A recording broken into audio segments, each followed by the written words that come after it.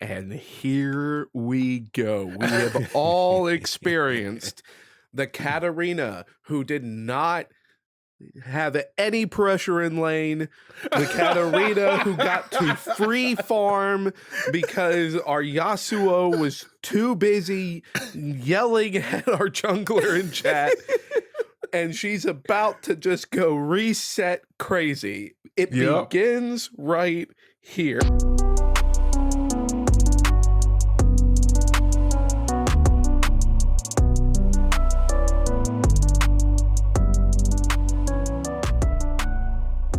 Welcome to Casuals of Runeterra, episode 178.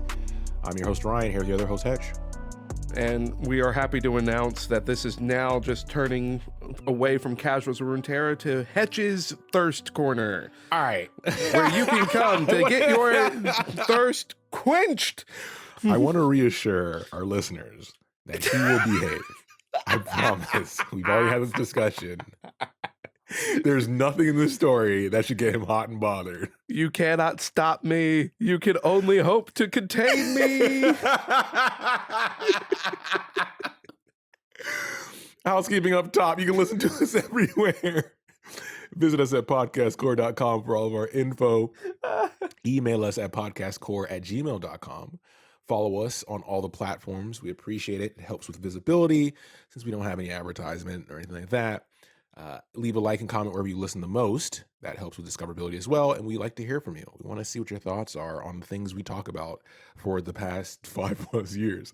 But word of mouth has gotten us this far. So tell a friend to dance with the devil by listening to the Casuals of Runeterra podcast.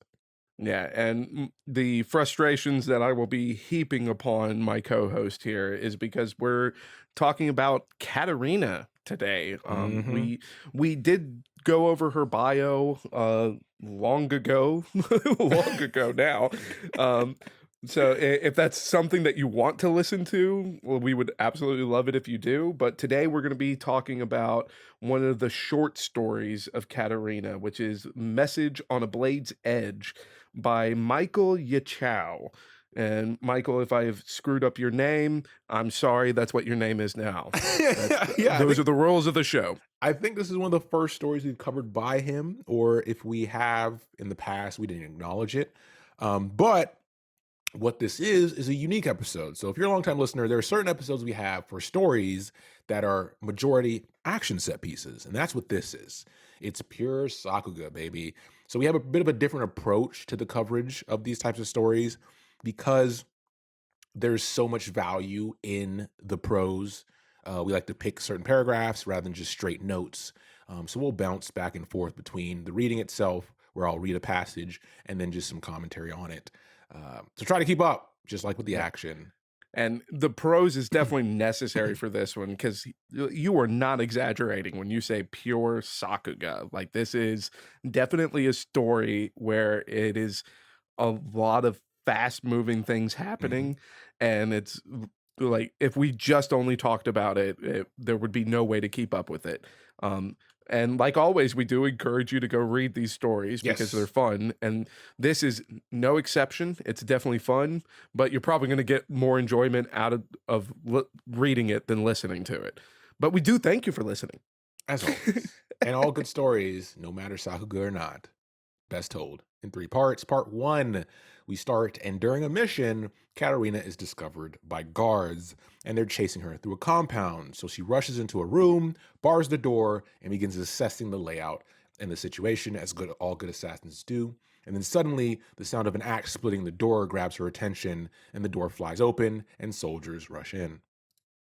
I love the writing style, like leading up to the moment where the guards break through the door, because it's all just like half thoughts. Like, we're just getting Katarina's perspective, but all of her thoughts are chopped up because there's no time to think it. There's no time to get the thoughts like in cohesion, and she's acting on instinct, and it's written to reflect that.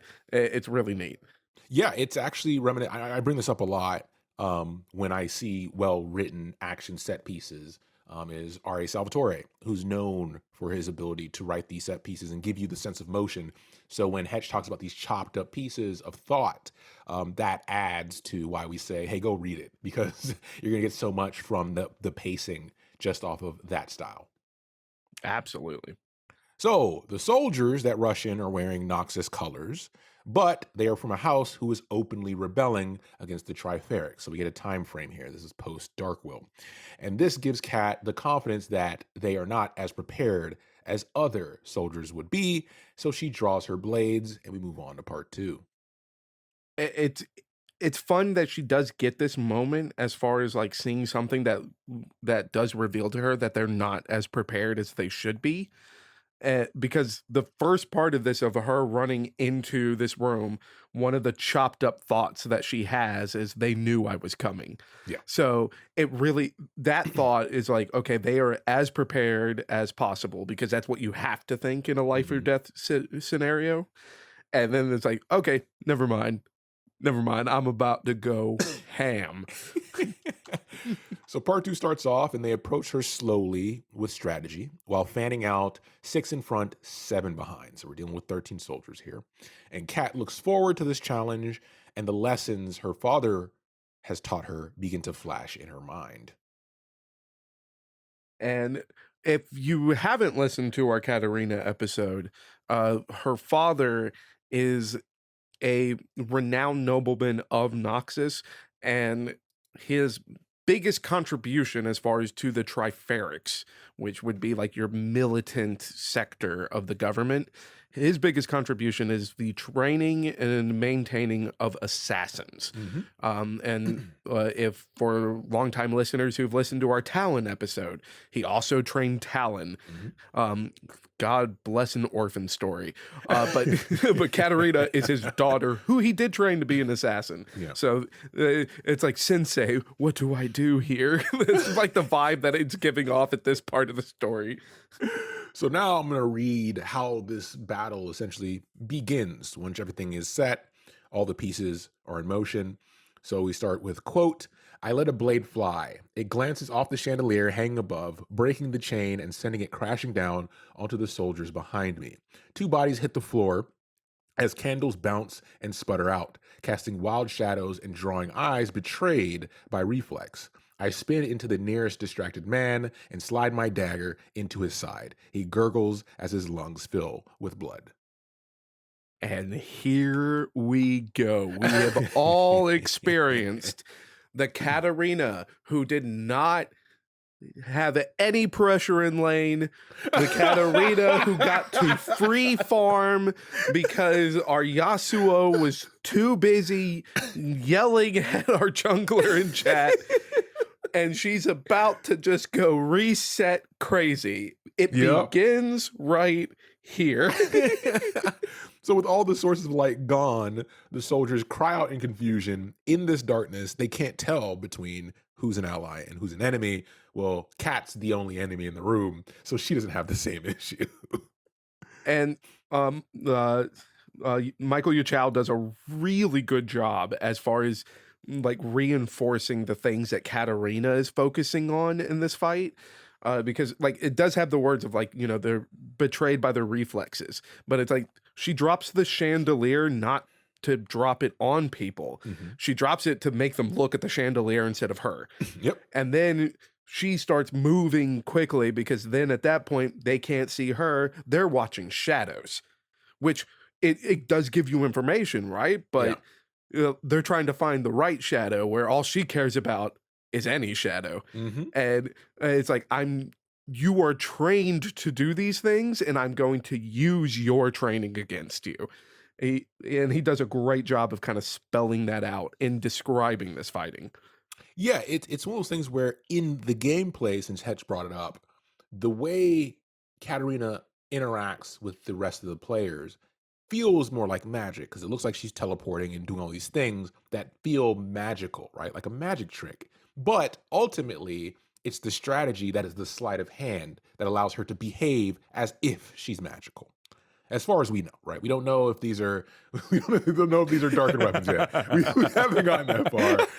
No promises. Oh God, that's right. This is Runeterra. Don't touch the living weapon.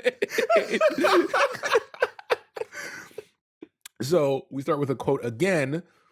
Quote, they cry out in confusion as I disappear from their sight. I land low behind them, snatching up the dagger and spinning, cutting through ankle tendons. I am rewarded with screeches of pain and surprise as 3 more fall. This never gets old. I invert the grip on my dagger and jump, plunging them down in an over. See, this is something we've experienced in game. I told you. We've all been there. Plunging them down in an overhead strike into the shoulders of men who yelled, then kick off him into a backflip. He falls to the ground as I hurl both my blades into the faces of 2 others. And I love that, like, we get the imagery here as far as her, like, spinning around. Yeah. Because, sure, this isn't as cartoony as the game because it's not a spinning with, like, a couple hundred knives flying out in every direction. But, like, this is how, like, Katarina plays in game, right? Like, you see her over here, you try to jump on her, but she's already on the other side of the fight, spinning like a maniac, and you're trying to keep up, right? So this is just a really good, like, just tip of the hat to the gameplay of Katarina. So it's really fun to see it in novel form. Yeah. While also just absolutely terrifying. Yeah, exactly. It's just you put yourself in the shoes of the soldiers, and it's just like, dude, fuck this. Like I'm just you can't even blend in. There's 13 of you, right? Like just get out of there. I'd be going out the room. Yeah. Like there was just we broke a door to get in here. Why am I gonna stay in here? Goodbye. So we wrap up this part too here with Kat actually getting some contact from a soldier. She gets hit in the head with the butt of a spear, and before that soldier can turn the spear and then strike true, she leaps midair, regaining one of her daggers as she does so. And this takes us to the next action block here. Quote, I roll back and reset in a crouch. 4 remain standing, scattered before me. Several more are injured but still alive. All of them squint at me in the darkness. Clearly, they now know to track my daggers as well as me. And then we have a quote here of one of her father's lessons that are constantly flashing in her mind as she does what she does best. And it says, quote, never take a fair fight. The cornered assassin is a dead assassin. My eyes flint between the exit. Or flit between the exits. So she's now looking for, okay, I've done a lot here, but they're coming to their senses and acclimating to the situation. Now I need to seek an escape based on my dad's rules. But at this point, her mark enters the room. And that's where part 2 ends. And with this, like, this is what we enjoy as far as like with good storytelling, because there is like a progression that makes sense, right? Yep. Because even the guards have a progression that's making sense, which is they're watching their friends die, sure, but they're also seeing how they die and trying to adapt to it. And Katarina is trying to stay the one step ahead, which is like, okay, cool. Like if they're going to adapt, then maybe I should just change scenery and get out of here. But instead, now it's a debate. Do I try not to be cornered, or do I get my mark? Because the mark's right there. I could get the job done. Yeah. And if people who have read the bio and people who are degenerates like me and love this character, you might have an idea what she chooses. Yeah, because this is where her personality becomes prevalent. Because up to this point, she's just an assassin, right? She's being described as an assassin. She's doing assassin things. But this is where the arrogance comes in, right? This is where the play comes in of her confidence counter to the lessons that her father has taught her. So this is the rebellion that Hetch loves so much. This is the Katarina versus Talon right here, right? Like as far as the ideologies. And boy, am I excited to get to part 3 to see Katarina's personality. So part 3, we start off our longest part. She enters, meaning her mark enters. And then she taunts Katarina and the Triferics for their desperate efforts because, as she mentioned, they knew she was coming. Kat can also hear reinforcements following not too far behind her mark. So another lesson from her father flashes in her mind, and she sets out to finish this quickly. Yeah, and the as far as with this, there aren't details here other than the one detail that we've been given, which is that this is a noble house Mhm, that is rebelling against the current Triferic's power structure, mhm, which we know from like doing this show for as long as we have and reading this stuff. This is after Swain has taken over power in Noxus, mhm, right? So this is a house that's rebelling against Swain, and that's why they now have a target on their back, because Swain is controlling all of the Noxus government mhm, at this point of the story. But those are the only details we have. We don't know this person's name. We don't know what family they belong to, and we also don't know why. Like if they were slighted in some way, or if they just don't like Swain, or if it's a power move. We don't know the details there. So do not ask us for them. We don't have them. So, in one fluid motion, essentially, she does the following. First, she tosses a spinning blade into the air, grabbing the attention of the bowmen, and they obviously shoot at it. Second, she throws the other dagger at her target, and one of the guards steps in the way and gets struck in the armor. Third, she leaps to that dagger, forcing it deeper past the armor into the flesh, killing the guard. Fourth, she pulls the dagger free and then subsequently lunges towards the target behind him, who is slow to respond. And fifth, with her free hand, Kat grabs the hair of the target, and with the dagger's edge, she reaches the target's throat. And then to wrap it up, a crossbow is fired in that direction where Kat is no longer standing. God, we have all been there. That teleporting bitch. Someone stun her. It's like in game, it always felt like an impending doom because when somebody dies, you know it reset. And you know she's coming for you next. And as far as like with this moment, like this is all happening in the time that it takes a blade to rotate 7 times. Yep. That is, we're talking legitimate, like maybe 2 seconds, like depending on how fast this blade Yeah. is rotating. Like this is all happening within, the figurative blink of an eye. Yeah. And it very much sums up Katarina's like her personality, because let's not forget her father's words before this started, which is, if you've been made, vanish, never take your mark head on, never kill in the presence of witnesses. I don't think she cares. So that bolt that's fired hits a chest, but it's the chest of the now headless Mark as the body collapses to the floor and blood begins to spurt out of where there once was a head. All the soldiers are stunned and surprised. And now, back at the original dagger location that was spinning, that now has hit the ground, she tosses the head in front of them.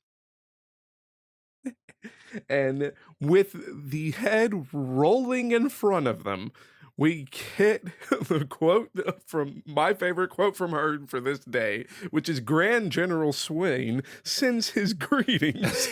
And this is on the heels of a thought that she had where it's like, fear can be just as good as a knife. Holy cow. Yeah. So the reinforcements that were coming, because it happened so fast, they finally arrive. They're also shocked, but they're angry. And after Kat tosses that head in front of them in defiance, right? She says that quote flashes by that Hetch mentioned. And to her, in this moment, she's making it known that she's no longer her father's assassin. She doesn't work for him anymore. She laughs out loud, flicks the blood from her blades, and stares at the soldiers waiting, because she understands that fear and rumors are also powerful, and she wants them to see her. And she wants them to know that she is the true will of Noxus. And this is this is such a refreshing story as far as for Katarina's character, especially following her bio, because thi- this is what she wants, right? Like Yeah. this is her whole bio is trying to get to this point. Girl, she made it. Yeah, and it ends with the soldiers shouting and rushing her, and she just smiles and raises her blades. And that's the end of the story. So in the general discussion section here, we don't have much to talk about besides reiterating that, we've talked a lot about the themes of stories and where they fit and what styles fit with what characters. And this is a great example of one, right? Where you have essentially what is an action set piece can easily be made into a cinematic, and it fits very well for an assassin character. Well, I think it fits well for Katarina's character. I would Yes. argue it doesn't fit well for an assassin Yeah, character. yeah, agreed. And that's why I enjoy this story as much as I do as far as following her bio, because the whole bio is that she's trained to be an assassin, Mhm. but she's constantly butting heads with her dad because it's I am a better martial artist than all of the targets you're sending me at. Yeah. I and as far as my martial prowess, I could take their entire entourage and the target. Yeah. And it's like, but that is not how we do things. You get in, you get out. Yeah. And her whole bio is fighting that mentality because she wants to prove herself as one of the most deadly women on all of Runeterra. And now under Swain's rule, she finally has the means to be herself, which is what? There's only 13 of you? Yeah, it's a very Noxus story. Like, we talk about characters as they progress and they grow, but so much of these characters are what's ingrained in them is the culture they're raised in, right? And her being, a trust fund kid essentially, but also an assassin being raised in Noxus, despite her rebellious nature, she's the embodiment of what Noxus is. So it's one of those weird things of like her father still wins. Right? It's like he's still a part of her, even though she's rebelling against that part, which could change as we get into the future stuff when we start to interact with Demacia, talk more about her and I Garen's relationship. I am very glad that you brought up like the idea that it could change because to hammer home the point you were making there, Katarina is the same coin, just a different side as to a character like Mel, Mm-hmm. where they are both products of Noxus. Like they have the Noxian doctrine within them, whereas Mel was able to break, like her sense of rebellion was opening up her mindset to the idea that maybe the Noxian way isn't the only way, Yeah. right? Like their diplomacy can work. I've seen it in Piltover. And when it doesn't work, that's when the Noxian might comes in, right? Yeah. Whereas Katarina is like, no, I am so strong that might makes right. And I'm going to rebel because it's like you're trying to limit my might. Yeah.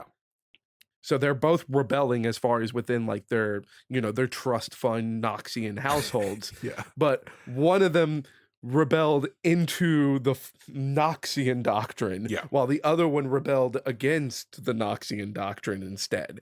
Great Which point. it's funny because it's like they're on the same coin, but they are very much different sides of it. Exactly. Well said. And with that, we'll keep this one on the shorter end, right? We've been doing better lately with this, but we are going to continue on the path of bringing you more Noxus stuff because we are still dealing with an unknown timeline. We may sprinkle some other stuff in here, try to not get you guys too fatigued because there's a lot of comics, there's a lot of stories. Noxus is very interesting. We want to make sure you're prepared. So, let us know if it's too much Noxus and you want to take a little break and we'll make an adjustment. But as it stands, we want to make sure you guys are informed first. Hey, I mean, there's a lot of fun stories that we still haven't gotten a chance to touch on yet. So like, just easily hit us up, and because we will talk about any of this stuff. I mean, I'll have to be coerced a little bit into Yordles, but we will talk about any of the stuff happening in the world of Runeterra because it's a lot of fun. But for right now, it's mainly going to be Noxus stuff and. Katarina, please return my calls. Oh my God. Please don't. All right. So with that, What? as always, listen, you don't need a Katarina right now. That will not solve any of the current issues. I just need a goth mommy to be mean to me. And with that, thanks for listening. And we'll be back soon with the next episode. Take care, everybody.